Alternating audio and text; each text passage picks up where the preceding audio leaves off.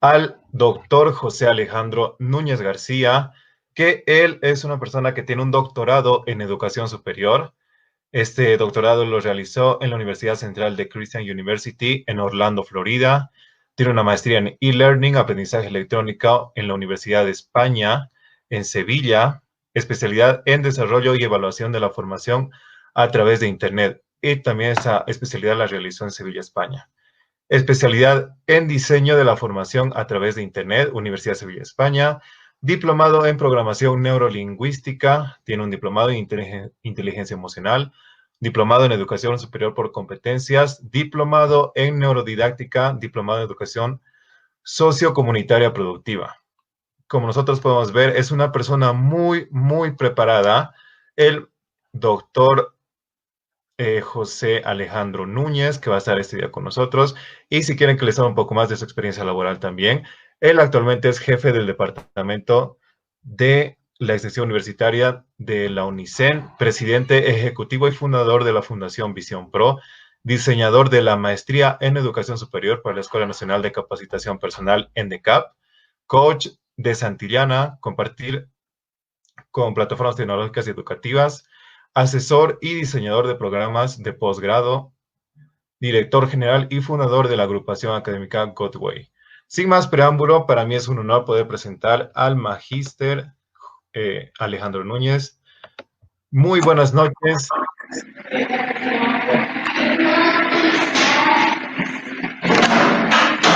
Andrés, muy buenas noches. Te agradezco por la presentación. Una vez más, quedo muy agradecido con ENDECAP y con JP GZ Producciones por permitirme estar aquí presente compartiendo en este tipo de espacios que son muy idóneos, obviamente, en estos tiempos de cuarentena. Bueno, creo que podemos dar inicio entonces con lo que es la charla que hemos preparado para el día de hoy, ¿ya? Quiero aprovechar de extender un cordial saludo a cada uno de ustedes que está siguiendo esta presentación y, bueno, es siempre muy adecuado estar actualizados cuando uno es profesional, ¿no? Y más que todo cuando estamos en el ámbito educativo, creo que nuestra formación nunca termina y hoy en día creo que la cuarentena nos está presionando mucho a que nosotros le demos un verdadero impulso a lo que es la educación virtual, porque si bien ya se la ha estado manejando hace varias décadas atrás, creo que recién está cobrando vida en nuestro contexto, al menos porque, bueno, la misma cuarentena es la que nos está conllevando a todo esto, ¿no? Entonces, el tema que yo voy a presentarles el día de hoy es las dificultades en el desarrollo de espacios de educación virtual. Antes que nada, quiero decirles que todo lo que vamos a hablar tiene que ver con lo que yo he estado viendo en mi experiencia profesional y también en la experiencia de varios colegas.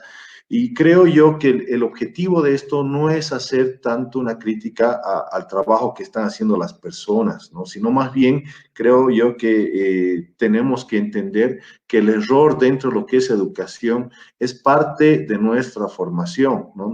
Nosotros tenemos que equivocarnos, de hecho siempre nos vamos a equivocar, pero esto va a ser significativo siempre y cuando nosotros aprendamos de las metidas de pata que vamos cometiendo. Y sin duda alguna, todos los procesos tecnoeducativos que se están desarrollando hoy en día en los diferentes niveles de educación están cometiendo algunos errores que, bueno, tienen que irse puliendo a lo largo del tiempo, ¿ya? Entonces, prácticamente he clasificado la presentación en 4 tipos de dificultades que veo yo en esto, la integración de la modalidad virtual de aprendizaje. Las primeras son las dificultades normativas, después están las dificultades tecnológicas, las dificultades metodológicas y las dificultades actitudinales, ¿ya? Vamos a ver varios ejemplos en cada uno de estos tipos de dificultades. Vamos a empezar con las dificultades normativas. Bueno, voy a comenzar hablando sobre las normas estatales, ¿no? Actualmente sigue vigente lo que es nuestro sistema educativo con la ley Avelino Siñani y Elizardo Pérez, número 070, y si bien uno de los principios de este documento es que justamente la educación tiene que ser tecnológica, pues no existen documentos complementarios que vayan a tratar de una manera adecuada lo que es la educación virtual en nuestro país. Hay un documento complementario para las universidades privadas que sí tiene algunos puntitos para desarrollarnos de una manera virtual, pero sin embargo esto no ha estado desarrollándose de una manera correcta y recién hoy en día, en esta crisis sanitaria, como que las universidades están empezando a sacar y ofertar programas con modalidad virtual, ¿ya? Esto obviamente es diferente en el caso de las universidades estatales porque ahí manejan su propia reglamentación, es un mundo aparte. También podemos ver esto, las dificultades normativas, donde vemos en la mayoría de las instituciones que no tienen un reglamento y un procedimiento claro, es más, ni siquiera lo tienen el documento en la mayoría de los casos sobre lo que es la modalidad de educación virtual, ¿no? Bueno, entonces, como les decía, estas reglas de etiqueta, si bien son recomendadas ya desde ciertas fuentes, nosotros podemos irlas apropiando de acuerdo a las características de cada una de nuestras instituciones, ¿no? Para que sean un poquito más adecuadas y contextualizadas. Por otro lado están las dificultades tecnológicas, que también vienen a ser muchas en nuestro contexto. Primero está esto, el analfabetismo digital.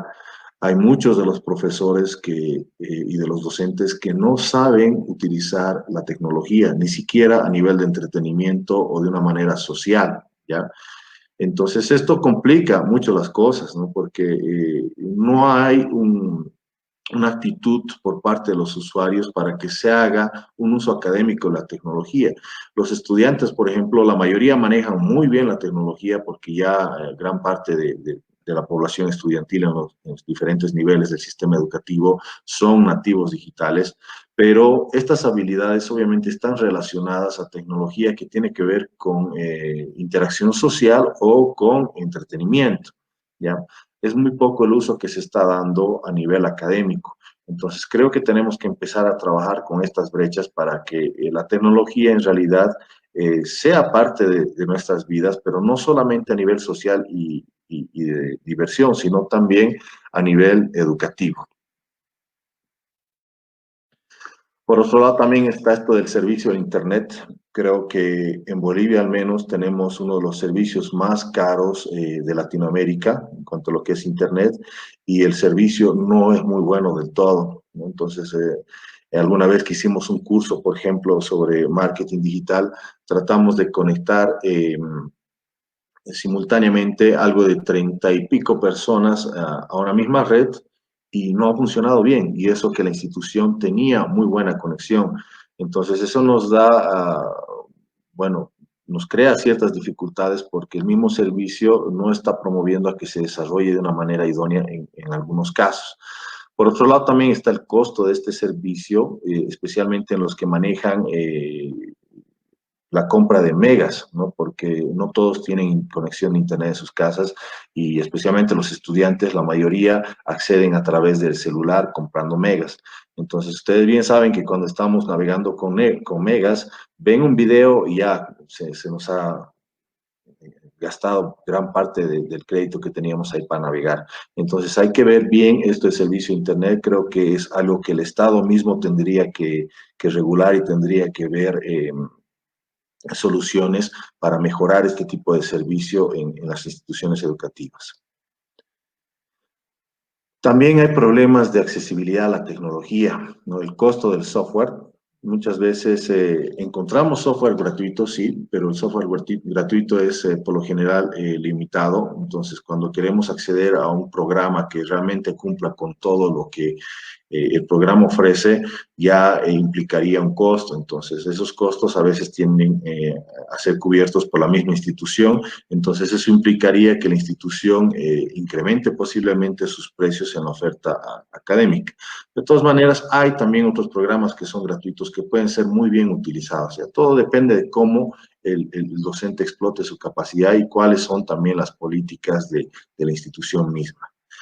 También está el costo del hardware, y esto especialmente con relación a que la tecnología va evolucionando a una velocidad tremenda, ¿no? Entonces, si se dan cuenta, cada vez aparecen celulares o computadoras con nuevas aplicaciones, con nuevas funciones, con nuevas opciones que nos facilitan más eh, nuestro desarrollo. Entonces, creo que es un poco difícil estar plenamente actualizado todo el tiempo con toda esta tecnología porque implicaría un gasto muy elevado de dinero.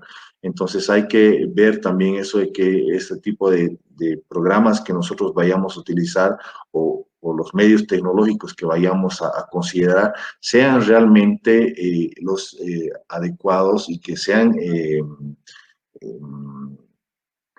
bueno, que sean compatibles con la población con la que vamos a trabajar, ¿no? Por ejemplo, aquí hay que ponernos a pensar que casi nadie tiene su computadora portátil, pero casi todos tienen su celular.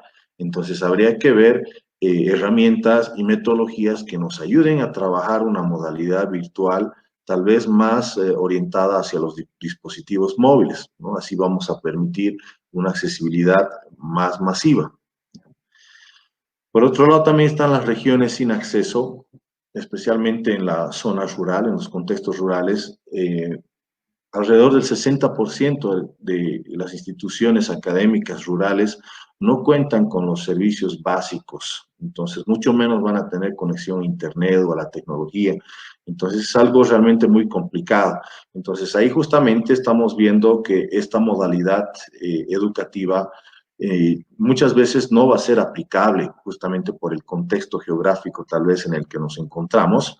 Y bueno, de todas maneras, en las ciudades no tendría que haber ese problema. Ahí sí tenemos acceso, hay el servicio de Internet, hay el acceso a compra de dispositivos, todo eso, ¿no? Entonces tendríamos que analizar bien esa parte. Y por otro lado, también a veces tropezamos con algunos problemas que son de carácter técnico. A veces la conexión está sobresaturada por las horas donde hay mayor desarrollo de los usuarios. También a veces se corta la luz o a veces se nos daña un equipo. Entonces, todo ese tipo de aspectos a veces pueden generar también un problema. Entonces, creo que hay que considerar todo esto porque a veces la gente como que comete el error de esperar a último momento cuando se está desarrollando una modalidad virtual para recién hacer su trabajo. Y en realidad no es recomendable porque puede suscitarse este tipo de problemas, ¿no? Entonces, como la modalidad virtual no cumple con un horario fijo como la presencialidad, a veces nos dejamos para último rato las tareas, pero lo ideal sería hacerlo antes con anticipación para que después no estemos con correteos, ¿no? Seguimos con las dificultades tecnológicas. Entonces, acá estamos hablando justamente de las limitaciones del software gratis y del hardware antiguo, y que es lo que les comentaba hace un momento, ¿no? Hay computadoras que ya no, las Pentium 4, por ejemplo, ya no aguantan los programas, el Internet que tenemos hoy en día. Hay programas que se utilizaban hace algunos años atrás que hoy en día han sido reemplazados por otros programas que son mucho más sofisticados, mucho más profesionales.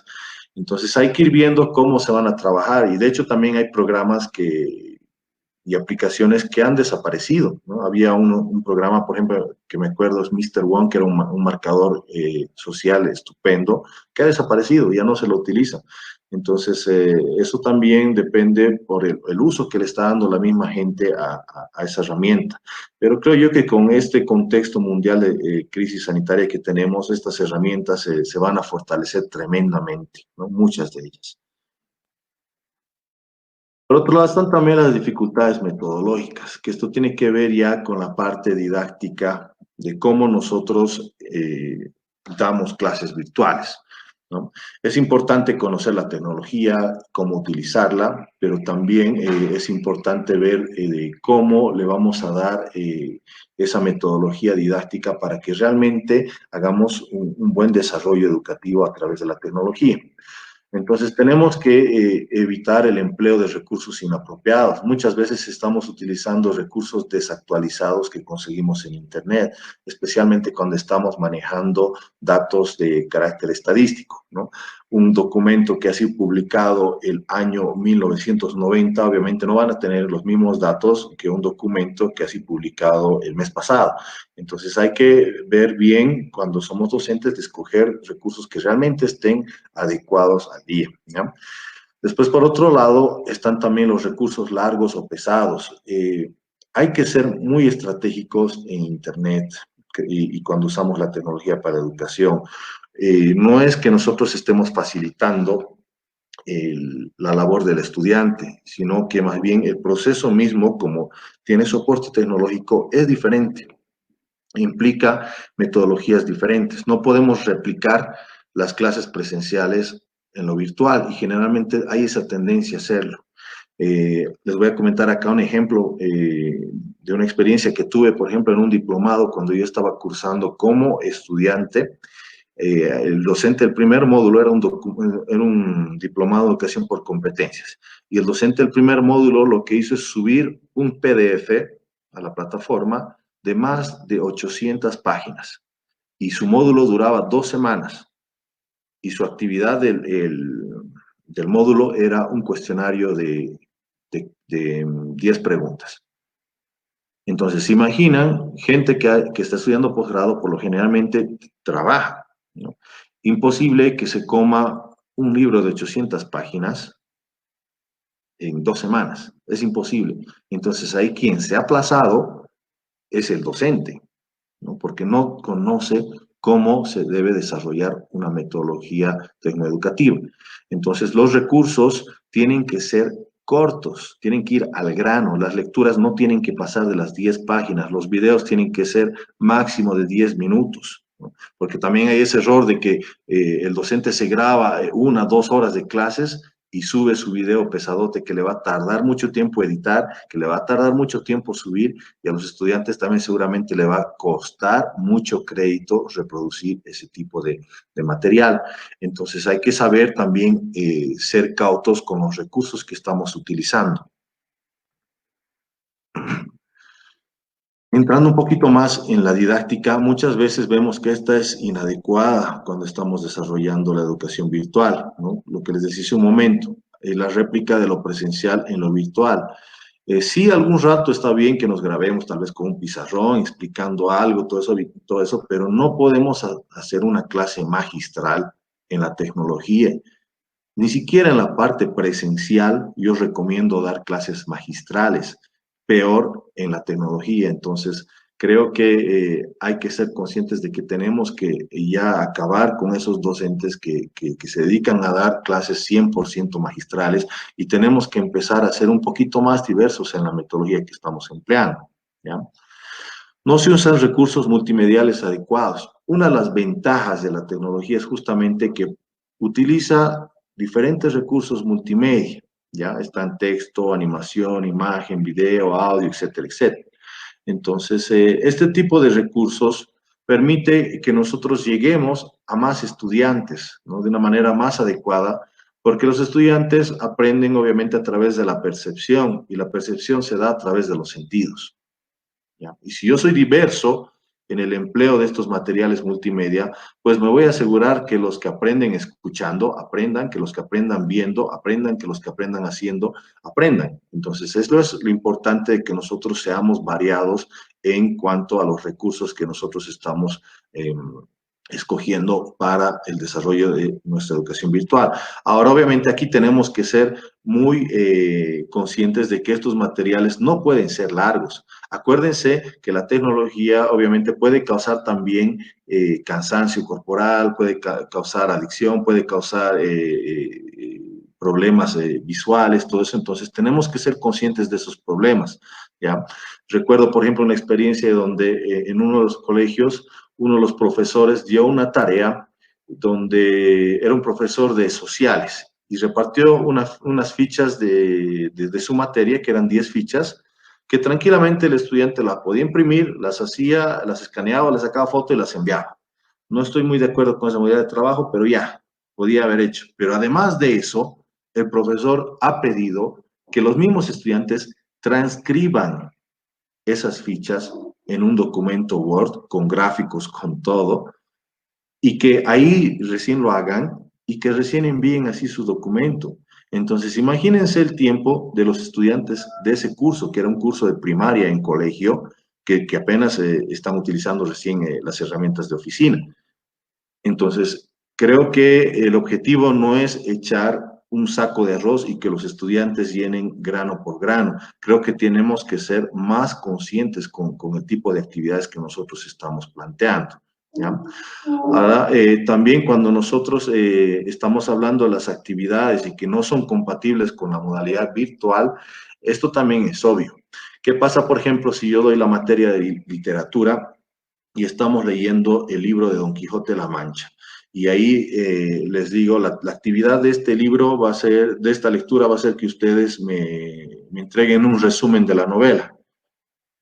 Entonces, imagínense, seamos honestos, nadie o tal vez la mayoría de los estudiantes lo que van a hacer es ir al Google, colocar resumen de Don Quijote, le van a poner una carátula con su nombre, sus datos y van a enviar eso.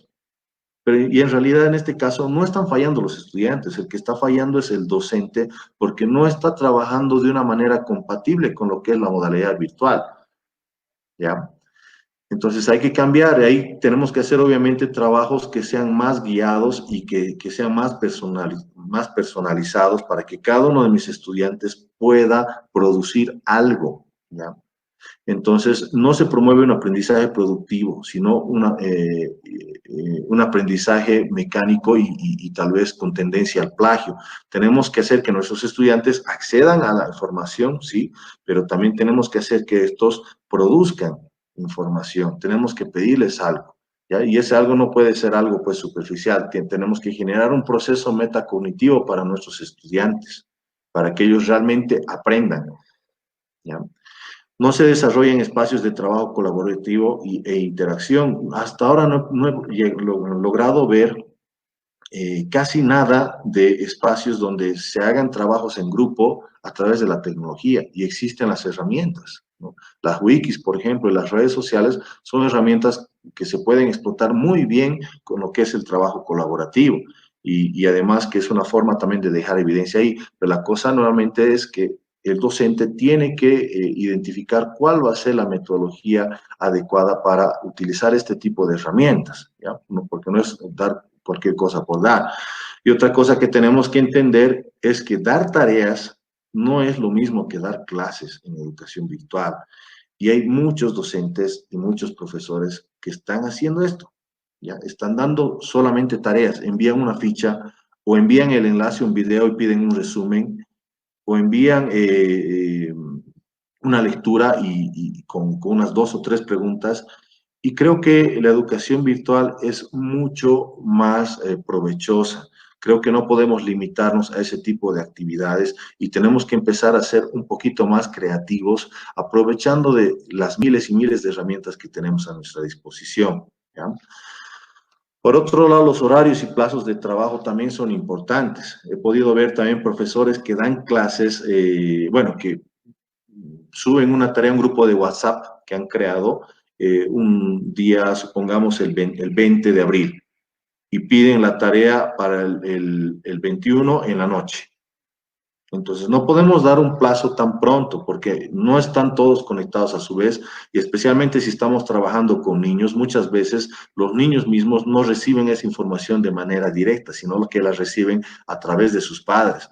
Entonces, a veces sus padres recién al día siguiente están viendo, recién cuando vuelven de su trabajo le están diciendo al niño qué tiene que hacer, no, el tiempo es insuficiente.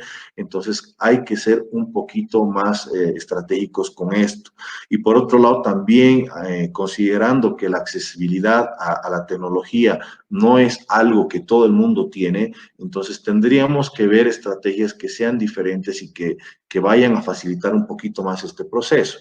Por ejemplo, podríamos hacer que todos los lunes se envíen de todas las materias, todas las actividades, todo eso que tengan que hacer, así el estudiante sabe que los lunes van a estar todas las instrucciones, ahí sabe los plazos que tiene que cumplir y ahí va desarrollando el trabajo que tiene que realizar. Ahora también tenemos que entender que cuando estamos trabajando a través de la metodología, puede que nosotros demos una tarea a través de la metodología, pero la realización de esa tarea no siempre puede involucrar a lo que es la tecnología. Podemos hacer que el trabajo sea offline o que sea un trabajo que se lo haga con recursos así presenciales y que después el estudiante suba algún producto que se le pida, ¿ya? Entonces eso también hay que ver para trabajar un poquito esta parte didáctica.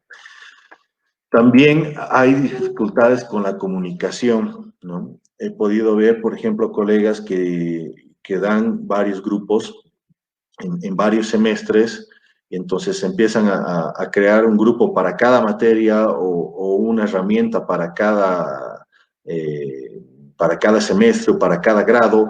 Entonces se les va acumulando, ¿no? Y peor aún si es que escogen una herramienta para uno, otra herramienta para otro, entonces se empieza a generar un caos porque es mucha información. Imagínense tener un profesor que tenga 5 cursos o un docente que tenga 5 semestres, que tenga, por decirles, unas 8 o 9 materias. Entonces, imagínense con cuántos estudiantes estaría en contacto, cuántos estudiantes tendría que revisar el trabajo. Si es que le van a enviar por correo electrónico, toditos, cuántos mensajes va a recibir por una tarea que dé a todos. Entonces hay que saber utilizar bien los espacios de comunicación también, al igual que en el desarrollo académico, ¿ya? Porque esto puede ser realmente muy caótico e incluso podemos perder nuestra privacidad y yo creo que es un importante problema que están pasando hoy en día los docentes y los profesores. Todo el mundo ahora tiene el contacto porque todo el mundo empezó a hacer grupos de WhatsApp y todo el mundo empezó a agregar a los profesores en sus contactos de Facebook. Entonces, no hay momento en que los profesores y los docentes podamos descansar, ¿ya? Y esto es porque justamente no hemos establecido un canal claro, un canal determinado por nosotros mismos a los cuales se acate, ¿no? Estamos cumpliendo a veces caprichos o exigencias, ¿no? El papá dice, le puedo llamar por teléfono, le puedo enviar por Facebook, le puedo enviar por WhatsApp, le puedo enviar por la plataforma, le puedo enviar por la herramienta tal, o sea, y ahí se nos empieza a complicar porque empieza a llegarnos todo de todo lado, ¿ya? O los mismos estudiantes están pidiendo eso. Entonces, creo que somos nosotros los que tenemos que tener las herramientas claras que vamos a utilizar tanto para el desarrollo académico virtual como también para comunicarnos con nuestros estudiantes directamente con ellos o a través de sus papás, si es que vendrían a ser estudiantes de cursos más abajo, ¿no? De corta edad.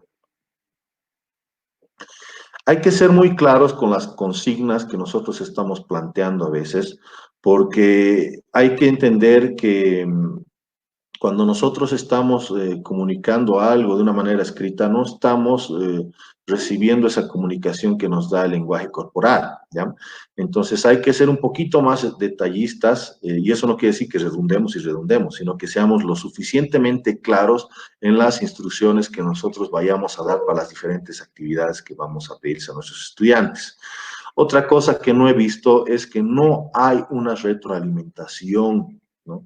Muy pocos son los docentes que están retroalimentando a sus estudiantes, ¿no? La mayoría da su trabajo, ya, y le pasa la nota, le dice, muy bien, o has hecho esto, has obtenido esta nota, y nada más.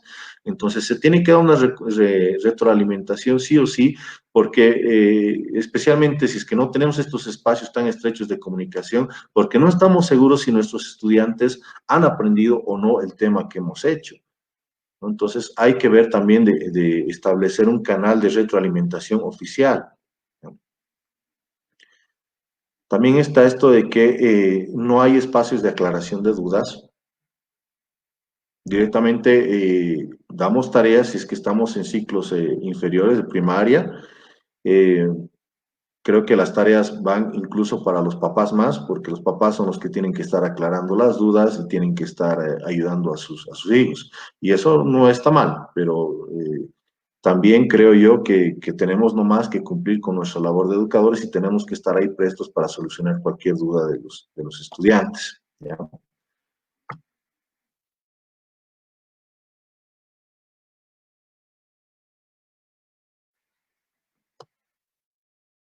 ¿Cómo está pasando? Ah, ya.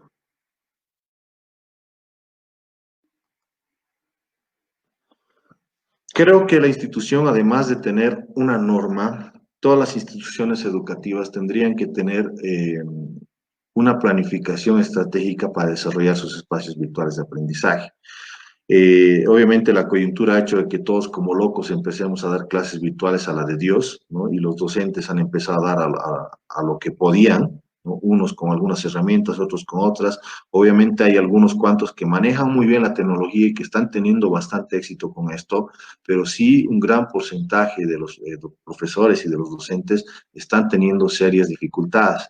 Entonces, eso ha generado mismo caos, porque no ha existido algo institucional, no existía un procedimiento claro. Entonces, lo mínimo que debían haber hecho las instituciones antes de comenzar sus modalidades virtuales de aprendizaje es coordinar con todos sus docentes, con sus diferentes instancias, para que puedan establecer un procedimiento y las herramientas claras, ¿no?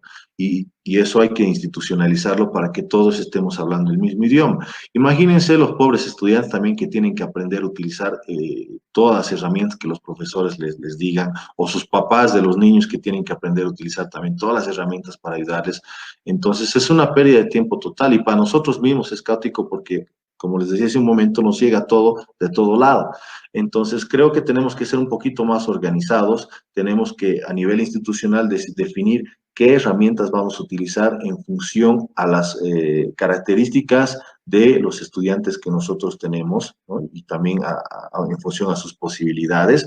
Entonces, con eso se estandariza un proceso y ahí sí recién los docentes van a ir aplicando su metodología en el uso de cada una de estas herramientas, ¿no? Tanto para dar clases como para establecer los procesos de comunicación. Por otro lado, también está esto de la infoxificación y la sobrecarga de trabajo, ¿ya? A veces estamos dando mucha información a los estudiantes, ¿ya? Cuando estamos trabajando especialmente en plataformas, he visto que les suben un montón de lecturas en PDF, les pasan un montón de enlaces a páginas web, les publican videos, etcétera, etcétera. Es mucha información. Entonces, creo que tenemos que publicar y subirles solamente lo necesario para que los estudiantes puedan hacer el trabajo que les estamos pidiendo. Ahora es importante que nosotros obviamente validemos la información con la que nuestros estudiantes vayan a trabajar. Esto porque en Internet especialmente hay un montón de información que no es válida, que no es fiable o que está desactualizada o que está malintencionada. Entonces, el docente obviamente tiene que revisar antes de compartir ese material con los estudiantes, tiene que revisar esos recursos para ver de que estos efectivamente cumplan con las condiciones que corresponden, ¿ya? Otra cosa que he visto que están haciendo acá es que están sacando fotos al libro, ¿no? El docente dice, ya van a hacer, tenemos el libro de la materia de biología. Dicen, van a hacer esta semana de la página 10 a la página 15. La siguiente semana, la página 16 a la página 20, y así sucesivamente. O sea, ahí no estás desarrollando nada de educación virtual, ¿ya? Entonces, creo que tenemos que ser un poquito más conscientes en eso. Sí, el libro lo vamos a tener que utilizar porque ya lo hemos comprado, ¿sí? Y obviamente es un complemento importante para que ellos trabajen, para que los estudiantes trabajen en clase, pero por otro lado hay un montón de recursos en Internet de diferentes formatos a los cuales nosotros tendríamos que acceder y tendríamos que escoger para nuestros estudiantes. Acá también tenemos otro tipo de dificultades que son las actitudinales. Bueno, en primera instancia tienen que ver con el rechazo a la innovación tecnológica. Ya son muchos años que estamos con esto de las TICs y educación, con la integración de la tecnología, con nuevas modalidades de educación, pero pese a eso siguen existiendo muchos educadores y muchas instituciones que rechazan a la tecnología, ¿ya? Es increíble la actitud de estos profesionales porque más están conscientes de que es importante, pero su actitud no les permite entrar en razón y adaptar realmente este tipo de recursos que son significativos si los utilizamos de una manera correcta, ¿ya? Si se dan cuenta, todos hoy en día, indiferentemente a lo que nos dediquemos, Absolutamente todas las profesiones utilizan tecnología y la educación por principio tiene que ser contextualizada. Y si nosotros no educamos con tecnología, pues estamos siendo obsoletos. Entonces, un docente, un profesor que no maneje tecnología es prácticamente un profesor que no puede preparar a los estudiantes para un mundo de hoy y mucho menos para un mundo del futuro. También está esto de la inseguridad y el miedo a la tecnología. Y acá les voy a contar una pequeña conversación entre un profesor y un estudiante pequeño, ¿ya? Da una tarea al profesor, el estudiante va a su casa, hace la tarea y trae un tremendo documento ahí de todo el tema que le pidió el profesor. Y el profesor le dice, pero Juanito, ¿de dónde has sacado tanta información? Ni yo tengo eso. Y el estudiante le dice, lo encontré en internet y creo que es bastante como para que podamos desarrollar la clase. Y ahí el profesor le dice, mira, Juanito, no deberías usar internet, es muy peligroso. Y ahí el estudiante le dice, sí, profe, y usted no debería salir de su casa porque también es peligroso. Entonces, no se trata de rechazar o de dejar de usar la tecnología por miedo. Sí implica sus riesgos, tiene sus dificultades, pero al igual que en el mundo presencial, va a ser mucho menos la posibilidad de que nos engañen o de que algo malo nos pase si nosotros nos desarrollamos en este mundo y lo conocemos, ¿no? Es como si nos encerraríamos en casa, no saldríamos nunca y después cuando salimos por primera vez queremos estar seguros en el mundo externo. Entonces, no, no es así. No es así. Tenemos que, obviamente, conocer la herramienta para que nosotros podamos desarrollarnos de una manera adecuada. Por otro lado, otra dificultad actitudinal tiene que ver con esto de la adicción y la distracción. Ya es muy común ver a los estudiantes que mientras sus profesores están dando videoconferencias ahí, están chateando entre ellos o están viendo videos en YouTube, o los más pequeñitos están accediendo a juegos. Y ese es realmente peligroso, ¿no? Porque no solamente llegan a esto, sino también pueden llegar a otro tipo de espacios donde hay mucha información que tiene que ver con pornografía, con violencia, con cosas que le pueden generar mucha distracción al estudiante. Entonces, creo que tenemos que ser también estratégicos para que la actividad o el producto que nosotros vayamos a pedir en el trabajo académico de los estudiantes sea algo que realmente genere algo en los estudiantes, que les lleve a la acción, porque si es que los estudiantes van a estar escuchando todo el tiempo al profesor a través de la tecnología, no lo van a escuchar. Eso no va a ser posible porque se van a distraer más que en el mundo presencial. A través de la tecnología el estudiante se vuelve mucho más distraído. Entonces hay que ser concretos, hay que ir al grano cuando nosotros estamos interviniendo, hay que decirles ya, este es el trabajo, para esto tienen que entrar a tal herramienta o a tal página, tienen que consultar esto, y a partir de esta información lo que me tienen que producir es esto para que después lo presenten de esta manera. Entonces, termina ahí la intervención del profesor, del docente, y los estudiantes van obviamente a hacer su trabajo activamente y posteriormente envían su trabajo. ¿Cuáles son los pasos de integración entonces a lo que es la tecnología? Primero está la identificación de las características del contexto. Tenemos que saber identificar cuáles son las características del contexto en el cual estamos, porque la tecnología no es aplicable en todos los contextos, ¿ya?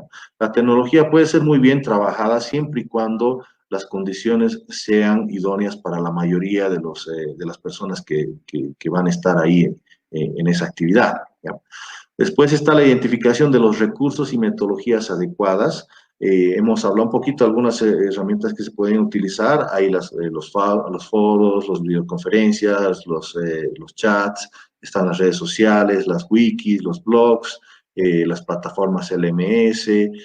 Hay varias herramientas, pero así también como hay herramientas, también hay metodologías adecuadas, ¿no? Están las web quests, por ejemplo, acá están los aprendizajes basados en problemas, está también esta metodología del diario reflexivo, entonces, y del portafolio electrónico. Entonces, hay diversas metodologías que son más compatibles con el desarrollo de un modelo educativo virtual. Entonces, hay que conocer tantos recursos como metodologías para que recién a partir de eso podamos planificar correctamente nuestra clase virtual, ¿ya?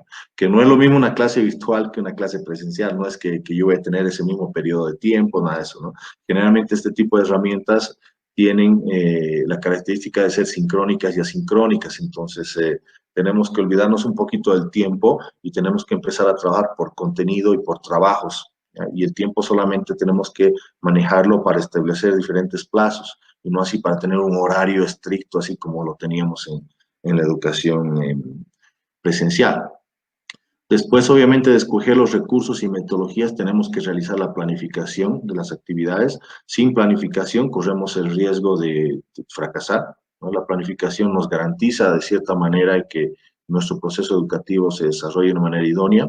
Después, obviamente, se aplica el modelo educativo virtual, se hace una evaluación para determinar cómo se está desarrollando esto y se actualiza en función a cómo nosotros hemos evaluado a los diferentes datos que hemos obtenido a partir de la evaluación con el objetivo y la finalidad de mejorar los procesos permanentemente.